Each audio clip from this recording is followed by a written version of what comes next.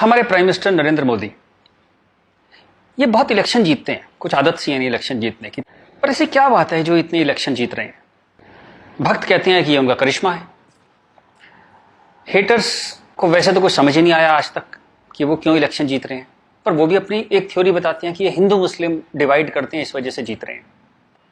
इस पर मैं आज अपनी बात आपसे कहना चाहता हूं। मेरा ये मानना है कि नरेंद्र मोदी नाम का कोई शख्स है ही नहीं, ऐसा कोई आदमी है ही नहीं। He is just a face to express a deep anguish. इस देश के अंदर, इस देश के सबकॉन्शियस में कुछ बहुत गहरे जख्म है, कुछ बहुत दर्द है, कुछ बिट्रेल है, कुछ धोखे हैं। उनको एक्सप्रेस करने का कभी मौका नहीं मिला था इस देश को। एक मौका मिला, उस मौके का नाम है नरेंद्र मोदी। सवाल यह है कि ये गंगा जमनी तहजीब, ये कौमी यकजहती, ये भाईचारा, ये गुलदस्ता, ये कितना सच है? हिंदू मुस्लिम में दरार है या नहीं? मिसट्रस्ट है या नहीं? ये सब कुछ ठीक है, ये सिर्फ बातें मोदी ने फैलाई हैं। क्या ऐसा है? आज हम इसको टेस्ट करेंगे, इस सवाल को आज हम टेस्ट करेंगे। क्या आपको मालूम है सन 1800 से इस देश में हिंदू मुस्लिम दंगे हो रहे हैं?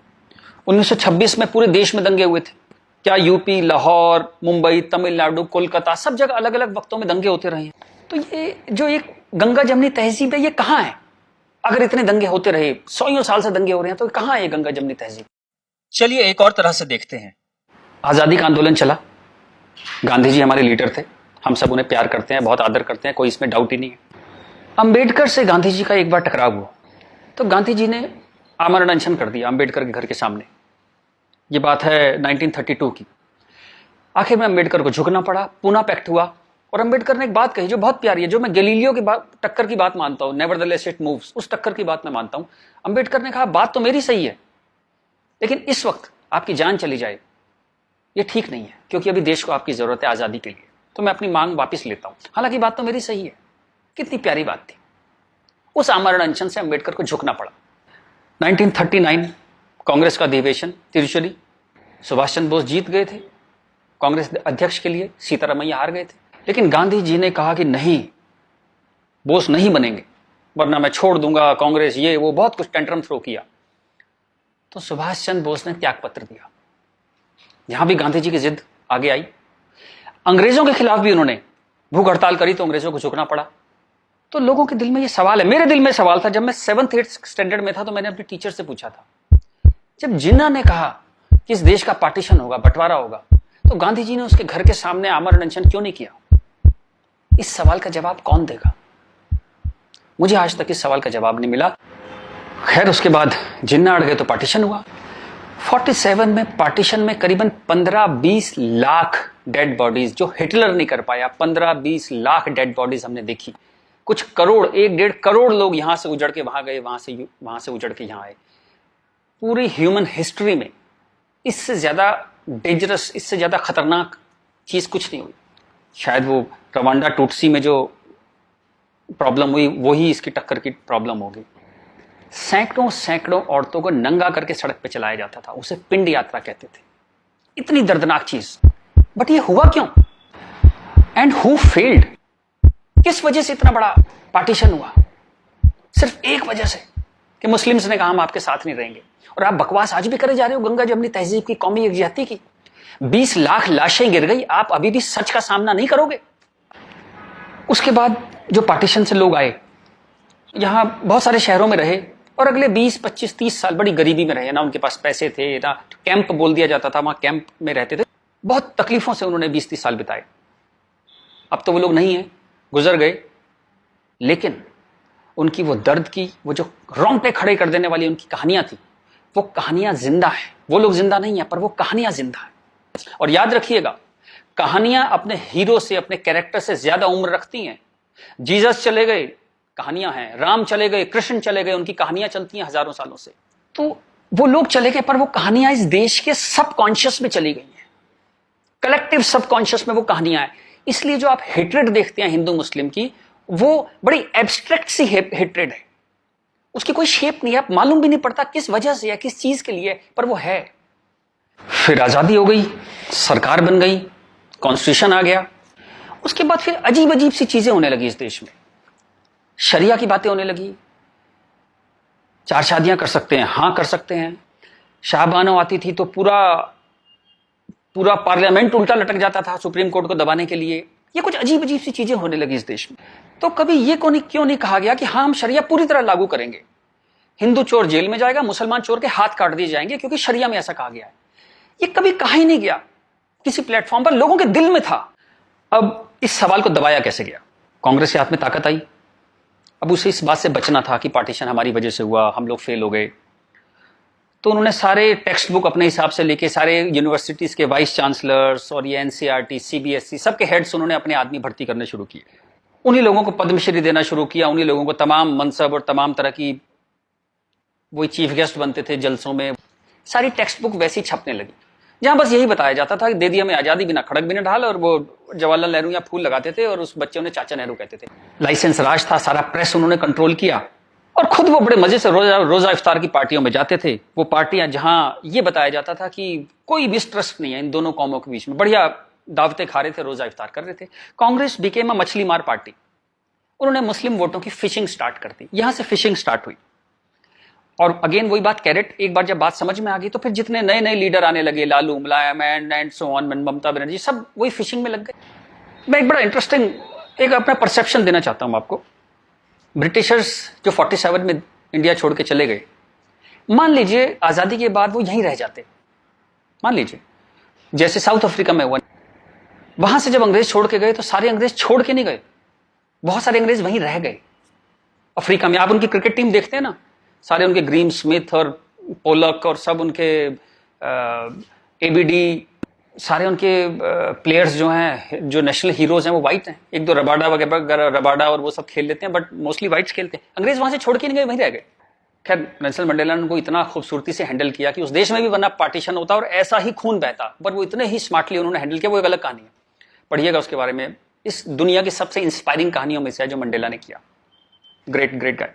खैर, अगर यहां ऐसा होता कि ब्रिटिशर्स यहां रह जाते, तो मैं आपको एक मेरा ये एक आकलन है, तो 20-30 साल बाद एक पॉलिटिकल पार्टी पैदा होती जो उनके वोट की फिशिंग करती, और हमें ये समझाया जाता कि हिंदुस्तानी और ब्रिटिशर्स में कभी कोई झंझट था ही नहीं। They were friends, they were happy. हम मिलके होली, दिवाली, ईद मनाया करते थे।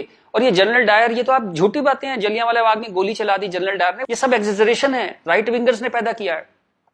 अगर अंग्रेजों के भी वोट यहां पे होते तो ये झूठ चलता रहा और Hindus got sick of it. पर कहने का कोई रास्ता नहीं था, कोई आउटलेट नहीं था इस बात को कहने का, कोई ऐसा चेहरा नहीं था वो जिसके साथ वो बात कहते कि वो एम्पैथी से हमारी बात सुनेगा। अब यहां मैं थोड़ी सी डिटूर लेना चाहता हूं। कांग्रेस ने इस देश की बहुत सेवा की है। अगर इतनी मॉडर्न आउटलुक के नेहरू जी ना होते तो देश यहां तक ना पहुंचता। उतनी भयंकर गरीबी में जब दंगे भी थे, वॉर भी थे, नेहरू जी ने इसरो के बारे में सोचा, एटॉमिक पावर के बारे में सोचा, आईआईटीज के बारे में सोचा। ग्रेट गाय, जो उनकी अच्छाइयां वो अच्छाइयां हैं, बट इसी के साथ जो गलतियां भी उन्होंने बहुत बड़ी करी। एक इतनी बड़ी चीज को, एलिफेंट इन द रूम जिसको बोलते हैं, डायनासोर आपके सामने खड़ा था, आप उसे एड्रेस, उसका सॉल्यूशन नहीं निकाल पाए। कम से कम हाँ तो कहते डायनासोर खड़ा है। और झूठ ऐसे ऐसे चलाए, जैसे कश्मीर के बारे में झूठ चलाया। 370 का तो कुछ हो नहीं सकता भाई। महाराजा हरि सिंह ने यही शर्त पे विलय किया था कश्मीर का, क्योंकि 370 उन्होंने तब किया, तो कुछ हो ही नहीं सकता इसका। अब पता लगा ये झूठ है, महाराजा हरि सिंह ने ऐसा कुछ साइन ही नहीं किया था। ये तो दलाल टाइप के लोगों ने 1.5 साल बाद, 1.25 साल बाद लाए 370, और अंबेडकर ने साफ साफ मना किया कि नहीं है ये 370 नहीं लगाऊंगा, इतनी खराब है ये, फिर भी लगा दिया आपने, जबरदस्ती ठोक दिया आपने। अब मैं अपनी बात पे वापस आता हूं कि नरेंद्र मोदी कोई आदमी है ही नहीं, ये वो खूंटी है जिसपे इस पूरे देश ने अपना ये जो बरसों का गुस्सा है, 50 साल का नहीं, 150-200 सालों का गुस्सा टांगना शुरू कर दिया उस खूंटी पे। डिस्कशंस स्टार्टेड हैपनिंग, गुस्से को एक जगह मिली, एंगर फाउंड अ वेंट। चलिए एक और बात करते हैं। मेरा मानना है कि हम लोग एक एहसान फरामोश कौम है। जी बिल्कुल ठीक सुना आपने, हम एहसान फरामोश लोग हैं। गुरु अर्जुन देव, गुरु तेग बहादुर, बंदा बहादुर, भाई मती दास, हकीकत राय, गुरु गोविंद सिंह, आपने नाम सुने, सिख गुरुज, उनके साथी। जब हिंदू कौम इस्लामिक रूलर से बहुत परेशान थी, फोर्स कन्वर्जन हो रहे थे, बहुत जुल्म हो रहे थे, जजिया वजिया बहुत चीजें थी। तो इन्होंने हिंदुओं को बचाने के लिए ये सब कुर्बानियां दी। किस गुरु को जिंदा जला दिया गया, किसको गर्म तवे पे भून दिया, बात समझ रहे हैं आप, जैसे सब्जी बनाते हैं आप, गर्म तवे पे जिंदा भून दिया, किसको आरे में से बीच में से काट दिया, किसको रुई से बांध के जला दिया, किसके बच्चों को दीवार में चिनवा दिया, किसके बच्चों के दिल निकाल के बाप के मुंह में ठूस दिए। ये सब कहानियां हमने पढ़ी। इनकी कविताएं हम स्टेज पे गाया करते थे जब हम छोटे थे। हकीकत हूं, हकीकत को हकीकत जब बताऊंगा, हूं एक लाखों को हकीकत मैं बनाऊंगा। इस सारे जुल्म को सहकर हिंदुओं में से एक वॉरियर कौम पैदा हुई, खालसा। पर आजादी के बाद टेक्स्ट बुक, कांग्रेसियां टेक्स्ट बुक थी सारी, इरफान हबीब, रोमिला थापर, इन सब ने हमें हिस्ट्री पढ़ानी शुरू करी और ये कहा गया कि भाई हम बड़े सेकुलर हैं, सेकुलर रहो और प्रोग्रेसिव बातें करो। अगर आपने ये सब बातें करी तो बड़े आप कम्युनल कहलाओगे। तो हम बड़े कंफ्यूज से हो गए कि क्या करें। तो कुछ समझ नहीं आया तो हमने सिखों पे जोक बनाने शुरू कर दिए।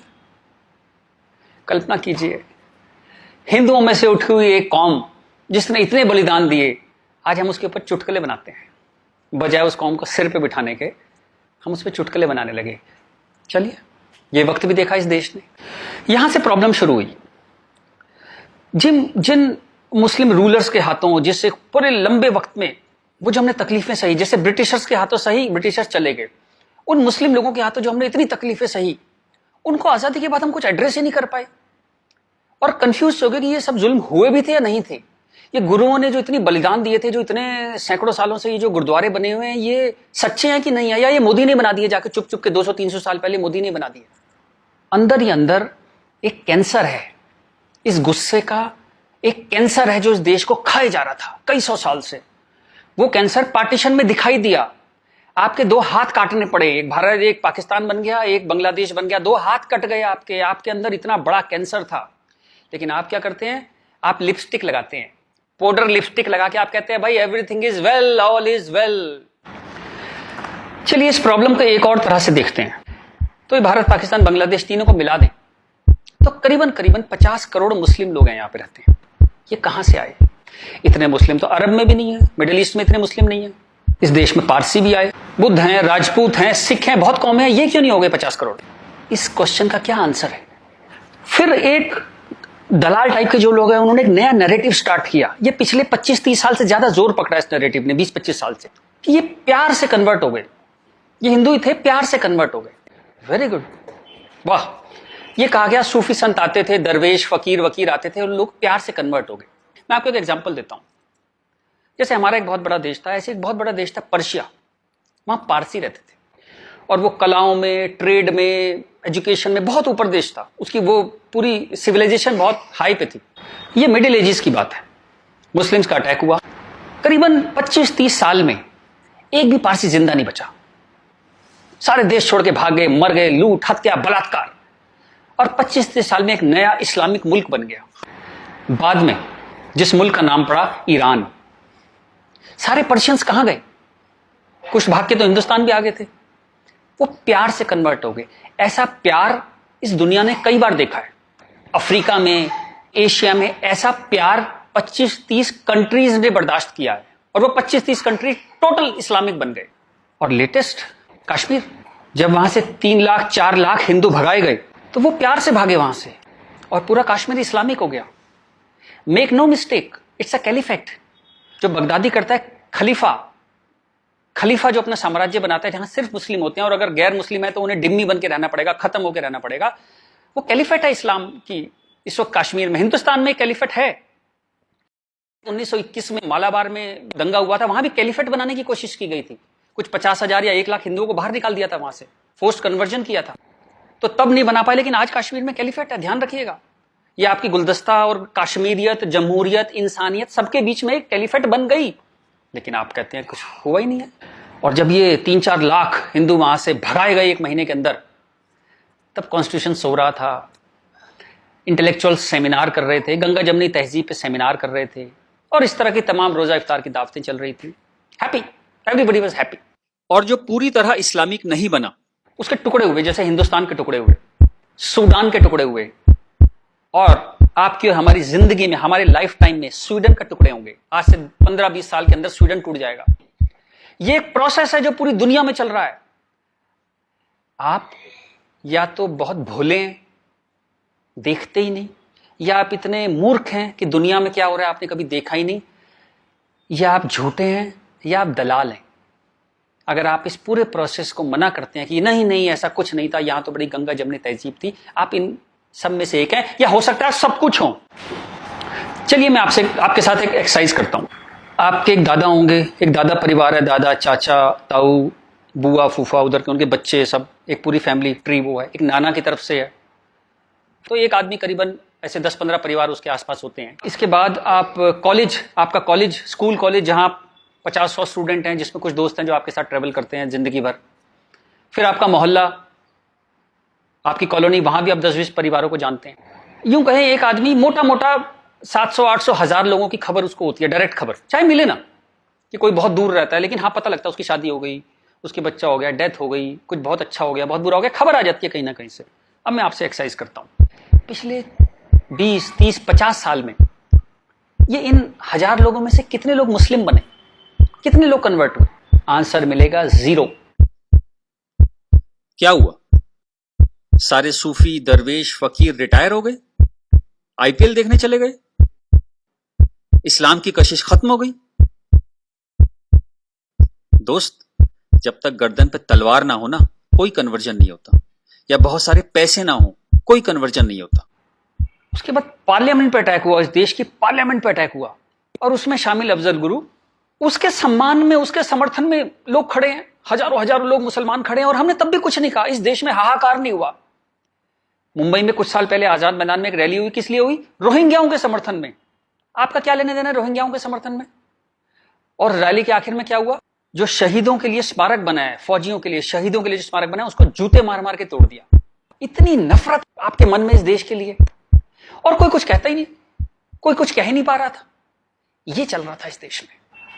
तो ये जो एक हेट है, ये इन दोनों कौमों में रही, और वो एक हेट, वो एक नफरत जो थी, वो कभी, it never became a past history, distant history, कभी नहीं हुआ। वो रोज रहा। कभी वो अफजल गुरु के रूप में आ गई, कभी वो क्रिकेट मैच के रूप में आ गई, कभी कश्मीर, कभी आजाद मैदान, वो हमेशा कभी ना कभी उसके न्यू एडिशंस आते रहते थे। एक और एक्सरसाइज करते हैं। आप मोटरसाइकिल चलाते हैं, कार चलाते हैं, साइकिल, स्कूटर कुछ चलाते होंगे। जब भी आप सड़क में जाते हैं तो थोड़ा संभल के चलते हैं, लेकिन आपके शहर के जो मुस्लिम एरिया है, जब उसमें आप जाते हैं तो कुछ एक्स्ट्रा संभल के चलते हैं कि नहीं? एक्स्ट्रा संभल के, कि अगर यहां लग गई तो एक्स्ट्रा पिटाई होगी। वो जो फियर है आपके अंदर, वो जो डर है, वो कमाल की चीज है, जिसको देश कहता है नहीं, एक सिस्टम कहता है नहीं, लेकिन आपके अंदर है, करोड़ों लोगों के अंदर है, 100 करोड़ लोगों के अंदर है वो डर।